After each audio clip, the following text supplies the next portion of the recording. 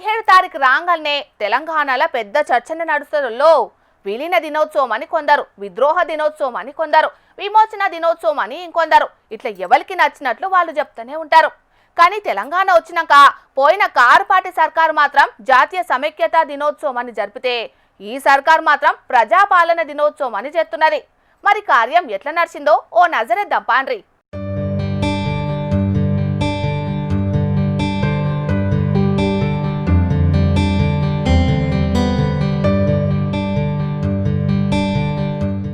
ప్రజాపాలన దినోత్సవం సందర్భంగా public garden లో సీఎం రేవంత్ అన్న జాతీయ జెండా ఎగిరేసిండు. అటెంకా ఈ రోజుకున్న ప్రత్యేకత గురించి గిట్లా మాట్లాడుకొచ్చిండు. తెలంగాణ ప్రజాస్వామ్య చరిత్రకు శ్రీకారం చుట్టిన శుభదినం. ప్రజల చేత, ప్రజల కొరకు ప్రజలే రాసుకున్న పోరాట చరిత్రమన్నది.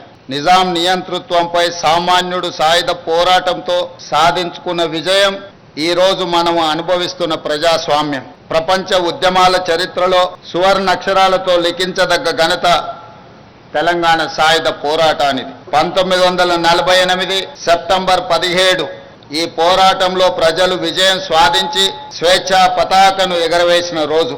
ఈ గడ్డపై రాచరికానికి ఘోరీ కట్టి ప్రజాపాలనకు హారతి పట్టిన రోజు సెప్టెంబర్ 17.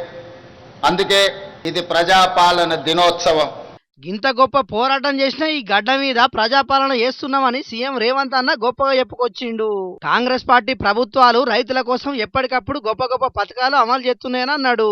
ఇక పోయిన సర్కారు తీసుకొచ్చిన ధరణీయంగా మొత్తం అస్తవ్యస్తం అయింది కాబట్టి భూభారతి చట్టం తెచ్చి తక్లీఫ్లు తీరుస్తున్నాం, పేదలకు సన్న బియ్యం పథకాన్ని అమలు చేస్తున్నామని అన్నాడు. ఇక ఎవ్వలెన్ని అడ్డంకులు సృష్టించినా ఎస్ఎల్బీసీని పూర్తి చేస్తామని చెప్పిన సీఎం రేవంత్ అన్న కృష్ణా గోదావరి నీళ్ల మీద మాత్రం రాజీ పడేది లేదని అన్నాడు. ఈ సర్కారు ఎత్తున్న అన్ని పనుల గురించి గొప్పగానే చెప్పుకొచ్చిండు. ఇక అటు సికింద్రాబాద్ పరేడ్ గ్రౌండ్ లో తెలంగాణ విమోచన దినోత్సవం కార్యక్రమం నిర్వహించింది సెంటర్ సర్కారు. సెంటర్ రక్షణ శాఖ మంత్రి రాజ్నాథ్ సింగ్ సారు జాతీయ జెండా ఎగిరేసినాక గిట్లా మాట్లాడుకొచ్చిండు. जोहार तेलंगाना, अंदर की नमस्कारम। मेरे बहनों भाइयों, सबसे पहले मैं आप सभी को और समस्त देशवासियों को हैदराबाद लिबरेशन डे की हार्दिक बधाई देता हूं। जब रजाकारों का सरगना कासिम रिजवी दिल्ली में सरदार पटेल से मिला तो उसने कहा, हम आखिरी दम तक लड़ेंगे और मर जाएंगे पर भारत से किसी भी सूरत में नहीं जुड़ेंगे। तो सरदार पटेल ने शांत स्वर में उत्तर दिया, मैं आपको आत्महत्या करने से कैसे रोक सकता हूं। संदेश साफ था। साथियों, भारत किसी भी कीमत पर हैदराबाद को अलग नहीं होने देगा। और जब कासिम रिजवी ने यह तक कह दिया था कि अगर भारत हैदराबाद में आया तो 1.5 करोड़ हिंदुओं की केवल हड्डियां और राख मिलेगी।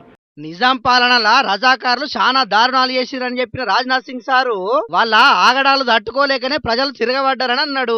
ఇక సర్దార్ పటేల్ చేయంగానే హైదరాబాద్ రాజ్యం భారతదేశంలో కలిసిందని చెప్పిండు. ఇక అటు car party office Telangana Bhavan లా ఆ party working president KTR party లీడర్లతో కలిసి జాతీయ జెండా ఎగిరేసిండు.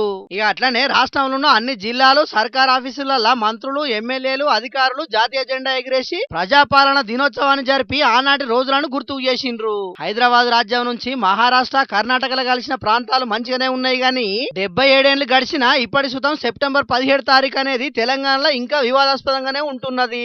అన్ని రాజకీయ పార్టీలు కూడా దాన్ని వివాదం చేయాలనే చూస్తున్నాయని బాధపడుతున్నారు అప్పటి తరం పెద్ద మనుషులు. ఏం చేస్తాం మరి, రాజకీయ నాయకులు దేన్నైనా వాళ్ళకు అనుకూలంగా మార్చుకునే ప్రయత్నం చేస్తారు కాబట్టి గిట్లనే ఉంటది.